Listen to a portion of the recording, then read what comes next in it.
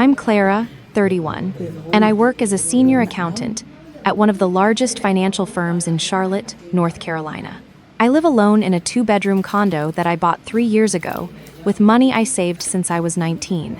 Every dollar was earned. Every sacrifice was deliberate. And every late night studying for my CPA was a brick in the foundation of the life I built for myself. This is the story of how my family tried to take that foundation out from under me, and how I burned their blueprint to ashes while they watched. Before I get into all of it, I'd love to hear from you. Drop a comment and let me know where you're watching from and what time it is right now. It always blows my mind how far these stories reach. Growing up, there were 2 children in the Mitchell household, but only one who mattered. My younger brother, Derek, was born when I was 4, and from the moment he arrived, the spotlight shifted permanently. He was the baby, the miracle, the boy my father always wanted. I was the responsible one, the quiet one, the one who was expected to figure things out on her own because Clara's always been so independent. That independence wasn't a gift. It was a survival mechanism. Derek was handed everything on a silver platter and managed to drop it every single time. He was the kid who got a brand new laptop for his 14th birthday, while I was still sharing the family desktop. He was the teenager who crashed 2 cars before he turned 20, both replaced by my parents without a lecture. He was the college dropout who left a perfectly good engineering program after 1 semester because he said the professors didn't understand his vision. His vision, as it turned out, was day trading cryptocurrency. Then it was flipping sneakers online. Then it was a sports betting system he swore was foolproof. Then it was launching a podcast about entrepreneurial mindset, which lasted exactly 4 episodes. Every failure was repackaged as a pivot. Every loss was a lesson, and every empty bank account was just the universe testing his resilience before his inevitable breakthrough. My parents, Richard and Diane, were his biggest investors, both financially and emotionally. My father ran a small plumbing business, and my mother worked as an office manager at a dental practice. They weren't wealthy, but they had enough, and what they had, they poured into Derek. His tuition that he never finished, paid in full. His credit card debt from buying inventory for a dropshipping business that sold exactly 0 products, cleared. His rent, when he moved into an overpriced apartment downtown because he said he needed to be close to the networking scene, subsidized every single month. Meanwhile, I worked 2 jobs through college, graduated with honors, earned my CPA license on my first attempt, and put myself through every milestone without a safety net. When I got promoted to senior accountant, my mother's response was a text message that said, "That's nice, honey. Derek just got invited to a crypto conference in Miami." When I closed on my condo, my father's only comment was to ask whether I had a spare room because Derek's lease was coming up. Not congratulations. Not I'm proud of you. Just an immediate calculation of how my achievement could serve my brother. The condo became the center of their attention in a way I never was. My mother started treating it like an extension of her own home. She'd show up unannounced with bags of Derek's old clothes and boxes of his failed business inventory. "Just keep these in your spare room for now," she'd say. "Derek doesn't have the space." My second bedroom, which I had set up as a home office where I did freelance tax preparation on weekends, slowly became a storage unit for my brother's abandoned ambitions. There were boxes of unsold sneakers, a ring light still in its packaging from the podcast phase, 3 monitors he'd bought for his trading setup, and a stack of self-help books with uncracked spines. Every time I tried to push back, the response was always the same. "Don't be difficult, Clara. It's just temporary." Temporary, in my family's dictionary, meant permanent. The pattern of exploitation had been escalating for years, and each time I gave in, I set the bar lower.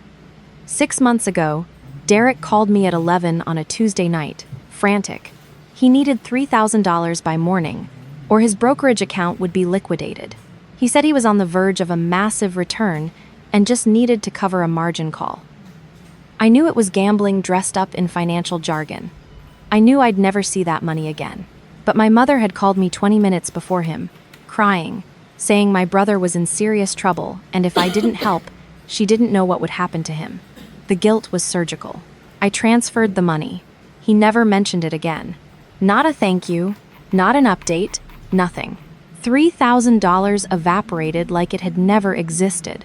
2 months after that, Derek's car was repossessed. He'd missed 5 payments because he'd redirected the money into another trading scheme. My father called me and asked if Derek could borrow my car for a few weeks, just until he figures things out, he said. I pushed back. I told him I needed my car for work. My father's voice turned cold. Your brother is in a crisis, Clara. You work from an office 10 minutes away. You can take an Uber.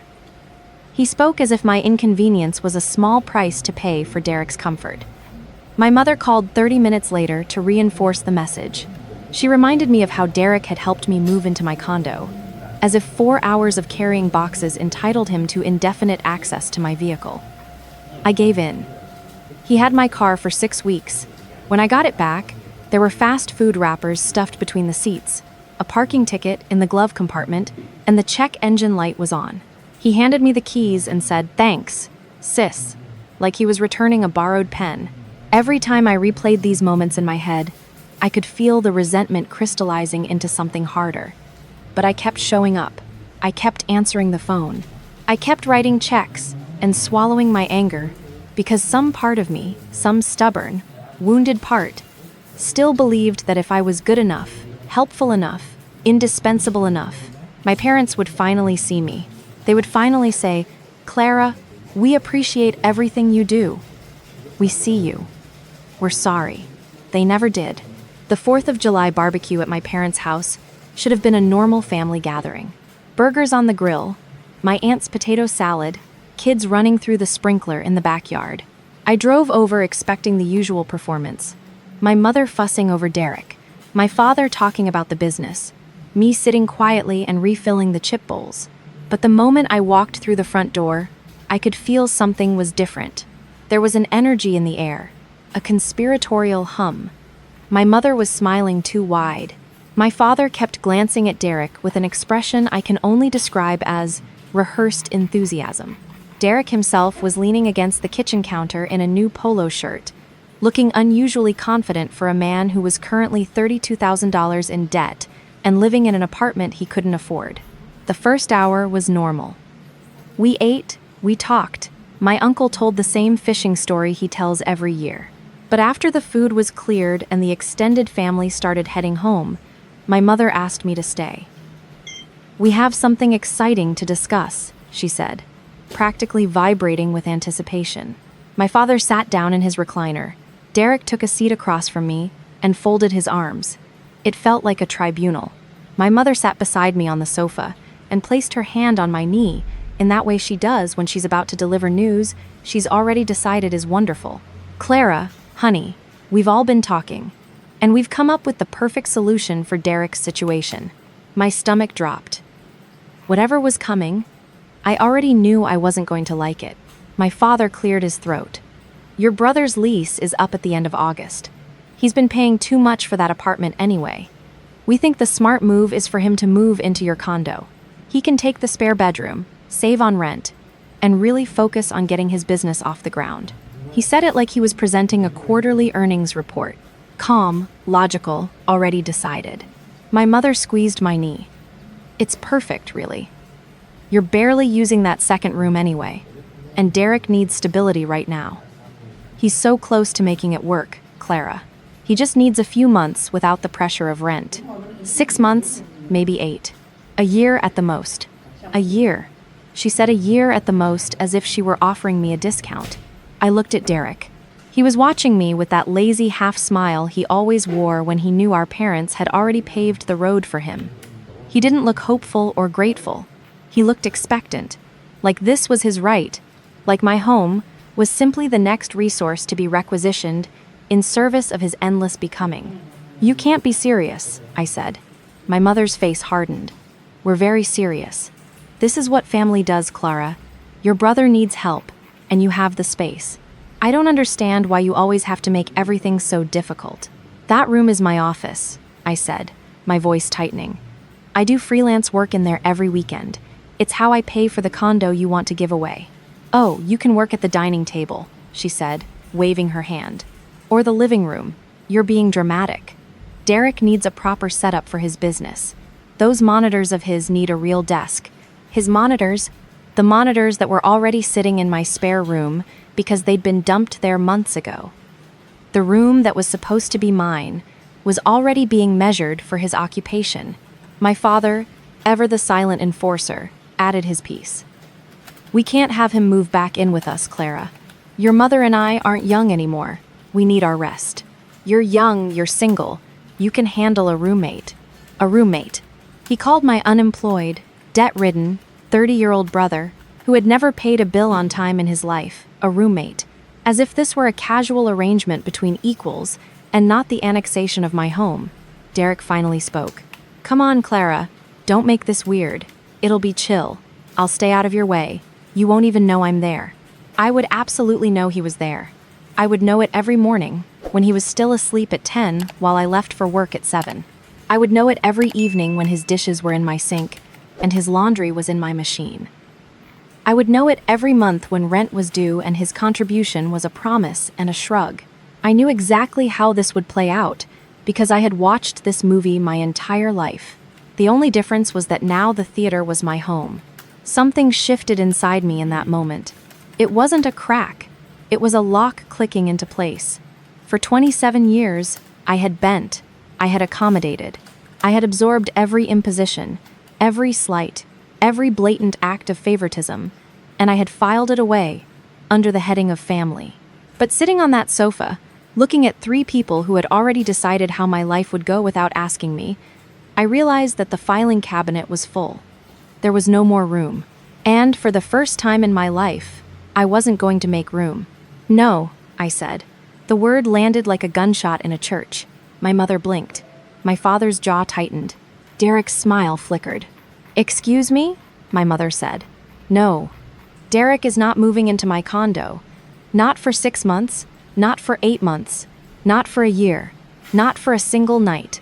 The answer is no. My mother's expression shifted from surprise to fury in less than a second. Clara Ann Mitchell, you are being selfish. Your brother is family.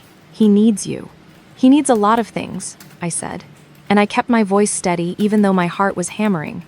He needs a job. He needs to stop gambling with money he doesn't have. He needs to face the consequences of his own decisions. What he does not need is my condo. Derek sat forward, his face darkening. That's cold, Clara. Real cold. I'm your brother. You're my brother who owes me $3,000, I said. You're my brother who returned my car with a parking ticket and a check engine light. You're my brother whose junk has been sitting in my office for over a year. Being my brother doesn't give you a key to my front door. My father stood up. Now listen here, he said, his voice taking on that low, authoritative tone he used when he thought volume would substitute for logic. We are your parents, and we are telling you this is what's best for the family. I stood up too, and I am telling you, as the legal owner of that property, that what's best for the family is not my problem. What's best for me is my problem. And what's best for me is that nobody moves into my home without my explicit, freely given consent, which I am not giving. Not now. Not ever. The silence that followed was electric. My mother's mouth opened and closed, like she was trying to find words that had never been necessary before.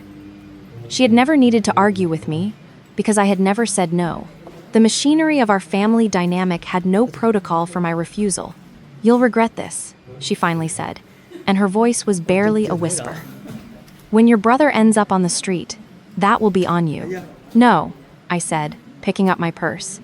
That will be on the 2 people who spent 30 years enabling him instead of raising him. He's your son. He's your responsibility.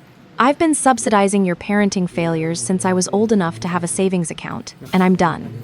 I walked out of that house, and I did not look back. The next 72 hours were a masterclass in manipulation. My mother called 16 times. I counted. Each voicemail was a different flavor of guilt. The first few were angry. How dare you embarrass us in front of Uncle Ron and Aunt Patty? Then came the tears. I can't sleep, Clara. I'm worried sick about your brother. Then the threats. If you don't call me back, I'm coming over there. And finally, the martyrdom. I guess I'm just a terrible mother who raised a daughter with no compassion. Derek sent a single text. You're going to regret this when you need something from me one day.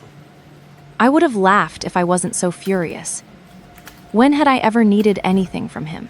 When had he ever been in a position to offer? My father sent nothing. His silence was its own weapon, a cold void designed to make me feel small and alone. But I wasn't alone. I called my best friend Priya that night. Priya was a corporate attorney with a backbone made of steel and a complete intolerance for family dysfunction. I laid out the entire situation, the barbecue ambush, the demand, my refusal, the aftermath. "You said no," she repeated, and I could hear the grin in her voice. "Clara, I've been waiting years for this phone call." "Good. Now let's make sure they can't do an end run around you." "What do you mean?" "I mean, your mother said she was coming over. You need to make that a non-factor. Change your locks.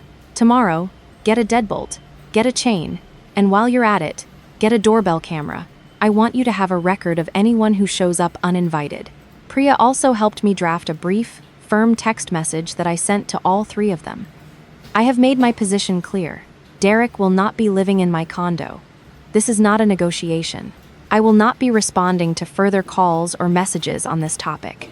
If anyone shows up at my property without my invitation, I will contact the police. I love you, but I will not be manipulated." I hit send, and then I turned my phone face down on the counter. My hands were shaking, but not from fear. From adrenaline. From the unfamiliar, exhilarating sensation of standing on solid ground. The next morning, I called a locksmith.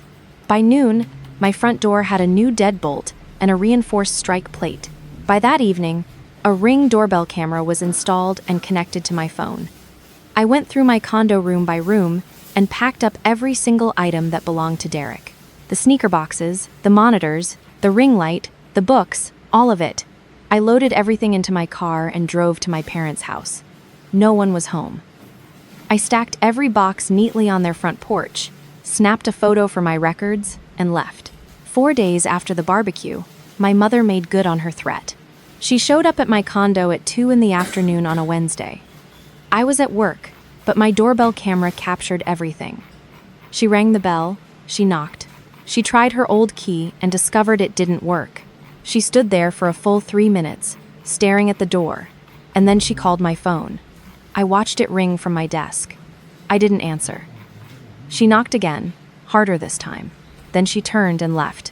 That night, I got a voicemail that was 90 seconds of crying, punctuated by accusations.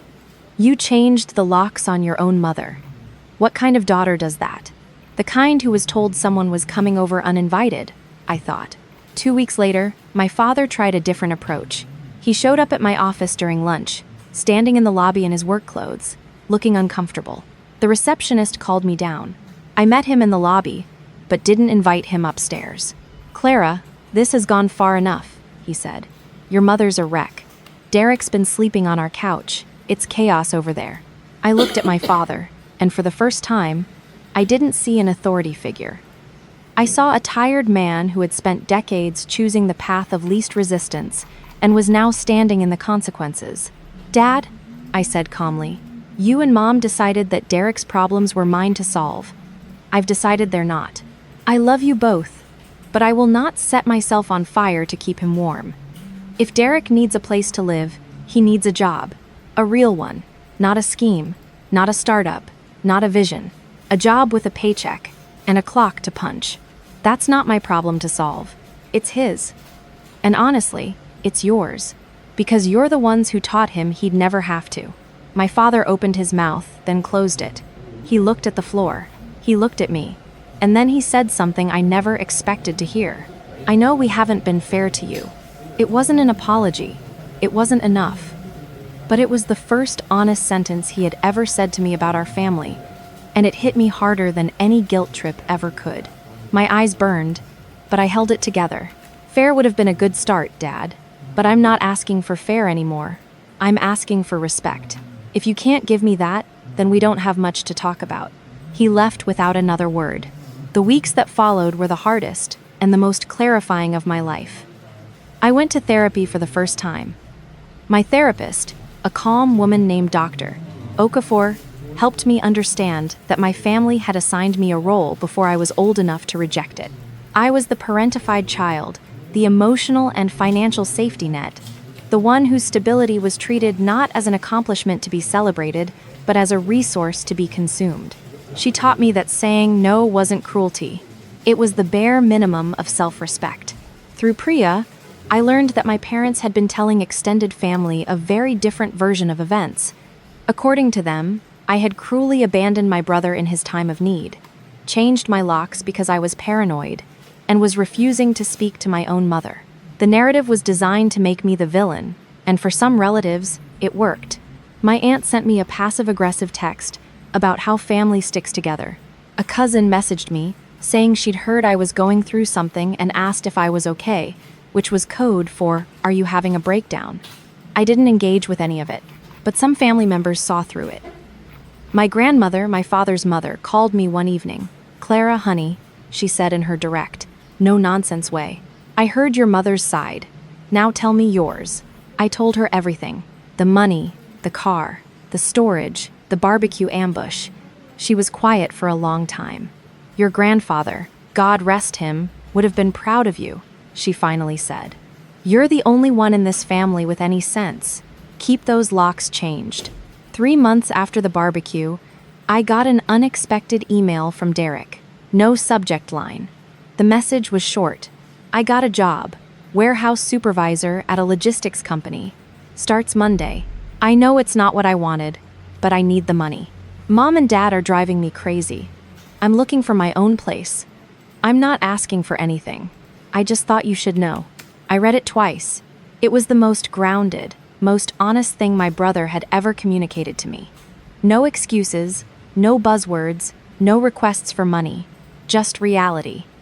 I didn't respond immediately. I sat with it for 2 days, letting it settle. Then I wrote back. "I'm glad, Derek. I mean that. I hope it goes well." That was all. No door flung open, no invitation extended, but it was a crack in the wall, and it was honest, and that was more than we'd had in years. Today, I'm sitting in my condo, the one I refused to give up. My office is clear. The spare room has a desk, a lamp, and a shelf of books I actually chose. The deadbolt is still on the door. The camera is still above it. My mother and I speak occasionally now, in short, careful conversations that stay within the boundaries I've drawn. She doesn't like the boundaries. She tests them constantly. But she hasn't crossed them because she knows I will not bend. My father calls once a week, usually on Sunday evenings. He asks about my work, tells me about his, and carefully avoids the topic of Derek unless there's genuinely good news. He told me last week that Derek has been at the warehouse job for 2 months and just signed a lease on a studio apartment. A real lease, paid with real money from a real job. I said I was glad, and I was.